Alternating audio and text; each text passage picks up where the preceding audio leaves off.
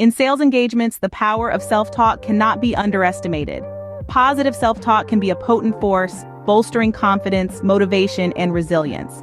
When sales professionals cultivate a positive internal dialogue, affirming their skills, expertise, and ability to succeed, it can significantly impact their demeanor, approach, and ultimately, the outcome of their interactions with clients.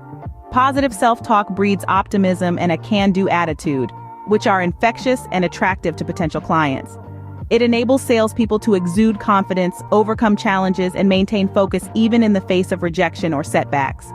Furthermore, a positive mindset fosters creativity and problem-solving abilities, enabling sales professionals to find innovative solutions and tailor their approach to meet the specific needs of each client.